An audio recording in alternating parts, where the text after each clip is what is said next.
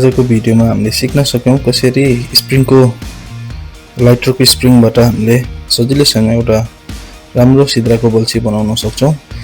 विशेष गरी पहिला हामीले युज गर्ने बल्छी चाहिँ तपाईको हामीले सानो बेला युज गर्थ्यौं पेनको स्प्रिङ, तर त्यो पेनको स्प्रिङमा चाहिँ अलि धेरै माछा छुट्ने भएर तपाईको लगभग 50 ग्राम खालको माछा परे पनि छुट्ने भएर चाहिँ हामीले यो बनाउन स्टार्ट गर्यौं। यो बनाउँदा हामीले रिजल्टहरु धेरै राम्रो पाएका छौं। जस्तै 200-300 ग्राम सम्मको चाहिँ मजाले हामीले सजिलैसँग तान्न सक्छौं। नमस्ते सम्पूर्णमा, आउनुहोस् अब हामी हातले स्प्रिङको हुक कसरी बनाउने भन्ने कुरा सिक्ने छौं र त्यो हुक स्प्रिङको हुकले म माछा पनि मारेर तपाईहरुलाई देखाउने छु। आउनुहोस् आजको भिडियो हामी सुरु गर्ने छौं। सबैभन्दा पहिला हामी लाइटर खोलेर यसको भित्रको स्प्रिङ निकाल्छौं। जसरी मैले यहाँ निकालेर राखेको छु। यो स्पार्क भित्रको लाइटर, यो लाइटरको भित्रको स्प्रिङ हो। त्यसपछि तपाईहरुले यो ढलानको तार युज गरेर यसलाई सिधा पनि गर्न सक्नुहुन्छ, नत्र तपाईहरु पिलास युज गरेर सिधा पनि गर्न सक्नुहुन्छ है, त्यो तपाईहरुको चोइस हो। र यसलाई हामीले सिधा गर्नुपर्ने हुन्छ र सिधा गरेपछि बल्ल हामीले बल्छीको आकारमा हामी यसलाई ढाल्ने छौं। मैले यो ढलानको तार युज गरेको छु यो सिधा गर्नको लागि। यसरी बीचबाट छिराएर यसरी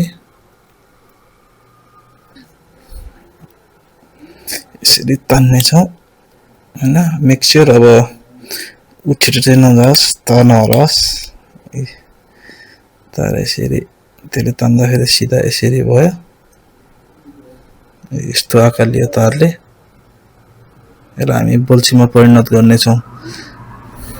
हामीले यस्तो आकार पाइसकेका छौं। अब यसलाई म अलिकति काट्ने छु र बङ्गाउने पनि छु है।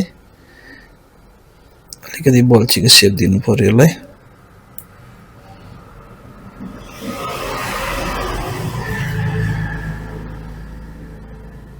यसले चाहिँ लगभग अराउन्ड 300-400 ग्रामको चाहिँ मजाले धान्छ है। अनि खेल्न पनि सजिलो। 300-400 यो चाहिँ इमर्जेन्सीमा काम लाग्छ। जस्तै तपाईहरुसँग बल्छी छैन, कोही बेला बल्छी हुँदैन हैन, त्यतिबेला चाहिँ एकदम फाइदाजनक हुन्छ यो तार। तर अलिकति स्ट्रङ पनि हुन्छ।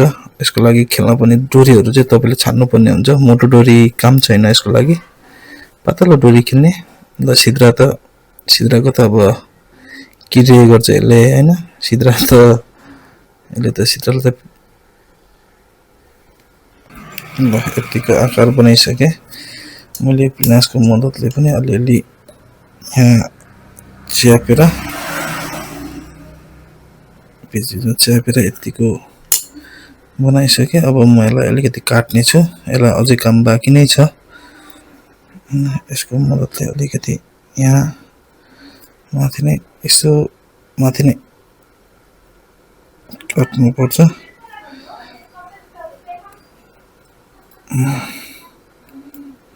मैले यो काटेर भए यो भयो, अलिकति शेपमा आयो है। भित्र अलिकति गोलो बनाउने छु जहाँ तार राख्ने ठाउँ मिल्ने हिसाबले। हेर्न सक्नुहुन्छ अलिकति गोलो भयो। यसलाई अझै एक गोलो बनाउनु पर्छ। 2 गोलो चाहिँ अलिकति राम्रो हुन्छ।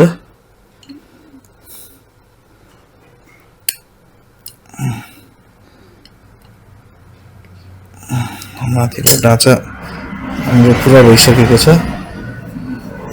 हेर्न सक्नुहुन्छ माथिको ढाँचा चाहिँ हाम्रो पुरा भइसकेको छ, जुन तार राख्ने ठाउँ।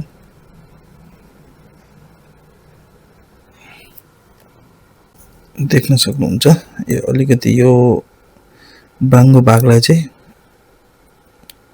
यो जुन बाङ्गो भाग छ नि यस्तो यो घुमेको, यसलाई चाहिँ म अलिकति काट्ने छु।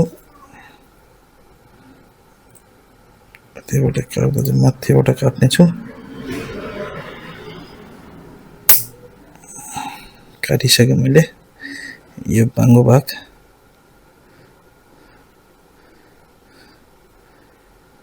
यस्तो शेप भइसक्यो। यसलाई धाराउनको लागि मैले अलिकति यो ढुङ्गा युज गर्दैछु। यसलाई धार लाउनु पर्ने छ। यसको चुच्चो पोइन्ट चाहिँ धार लाउने छु।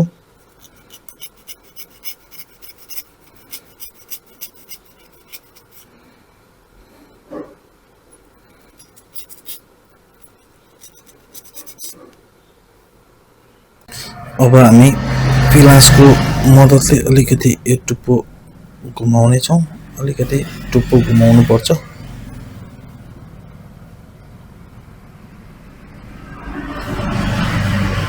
अलिकति टुप्पो घुम्यो भने धेरै राम्रो हुन्छ, किनभने तपाईँको अघि जस्तो भयो भने अलिकति माथि छुट्ने सम्भावना धेरै हुन्छ। अलिकति टुप्पो घुमाउँदाखेरि अलिकति धेरै नै घुम्यो। अलिकति फिटाउनु पर्ला। ल हेर्नुहोस्, अब बल्छीको सेप यस्तो भयो। यस्तो सेपको चाहियो बल्छी सिद्राको लागि। यो सेपको बल्छी अब हामीले पिलासले घुमाइसकेपछि, धार बनाइसकेपछि यो सिद्राको बल्छी यो सेपको भयो। हेर्नुहोस्, यो सेपको चाहिँ चाहिन्छ हामीलाई, किनभने अलिकति घुमेको भित्र हुनुपर्छ र यो सेप एकदम फाइदाजनक हुनेछ। तपाईँको 300-400 ग्राम, 300-400 चाहिँ नभनौँ, 300सम्म चाहिँ मजाले तपाईँको तान्छ है माछालाई, 300 ग्रामसम्मको। किनभने यो घुमेको छ नि त। घुमेको पोइन्ट कस्तो हुन्छ भने अब यहाँ माछा हुक भएर यहाँभित्र छिर्छ, यहाँ बिचमा परेको हुन्छ, त्यही भएर यो सिधीमिथि बाङ्गिँदैन। त्यही भएर यो सेपको चाहिँ चाहिन्छ। भिडियो तपाईँहरूलाई कस्तो लाग्यो प्रतिक्रिया दिनुहोला र भिडियो मन परेमा लाइक, सब्सक्राइब र कमेन्ट गर्न चाहिँ नबिर्सिनु होला भन्दै आजको भिडियोमा हामीले सिक्न सक्यौँ कसरी स्प्रिङको, लाइटरको स्प्रिङबाट हामीले सजिलैसँग एउटा राम्रो सिद्राको बल्छी बनाउन सक्छौँ। विशेष गरी पहिला हामीले युज गर्ने बल्छी चाहिँ तपाईँको हामीले सानो बेला युज गर्थ्यौँ पेनको स्प्रिङ। तर त्यो पेनको स्प्रिङमा चाहिँ अलि धेरै माछा छुट्ने भएर तपाईँको लगभग 50 ग्राम खालको माछा परे पनि छुट्ने भएर चाहिँ हामीले यो बनाउन स्टार्ट गऱ्यौँ। यो बनाउँदा हामीले रिजल्टहरू धेरै राम्रो पाएका छौँ। जस्तै 200-300 ग्रामसम्मको चाहिँ मजाले हामीले सजिलैसँग तान्न सक्छौँ। त्यसको लागि चाहिँ म तपाईँहरूलाई टेस्ट गरेर पनि देखाउने छु। आउनुहोस् हामी स्पोर्टतिरै लागौँ।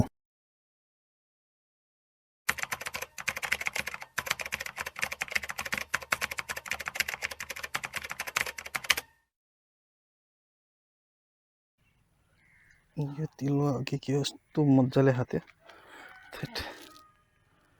यसको लागि सानो चारो हाल्नुपर्छ।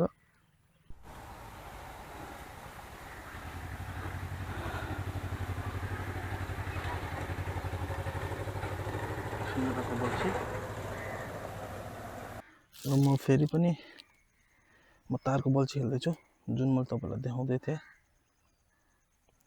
तारको माछा आइसकेको छ। यसलाई चाहिँ तिलवा भन्छ, तिलवा।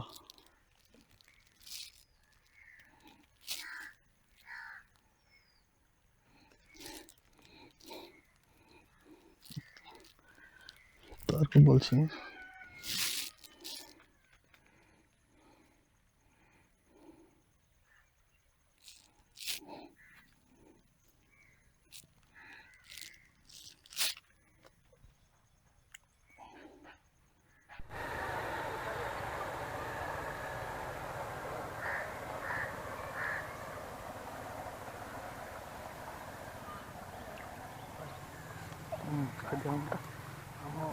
साइज देखाउँदा साइज माछाको साइज देखाउँ क्यामेरामा। गाइस यो तारको बल्छी है, तारको देखिरहेछ होला नि, तारको बल्छी आयो है आयो।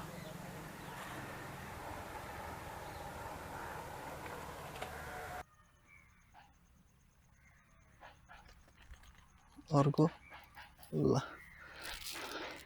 सिद्रा, यसलाई चाहिँ सिद्रा भन्छ।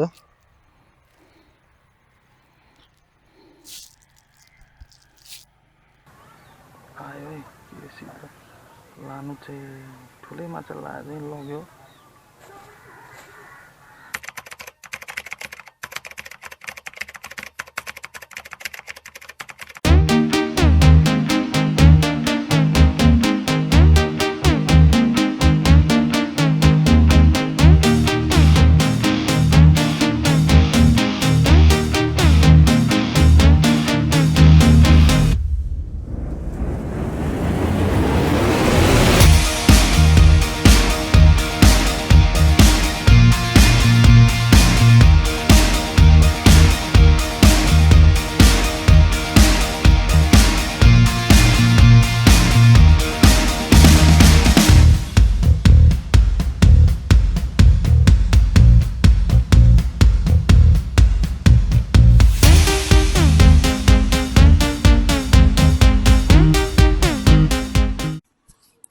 रिजल्ट हाम्रो यही नै हो, हाम्रो तारको बल्छीको रिजल्ट र साइज हेर्न सक्नुहुन्छ। साइजहरू राम्रो छ र आजको भिडियो हामीले नै स्थगित गर्दै अर्को भिडियोमा भेट्ने बाचा गर्दै हस्त नमस्ते।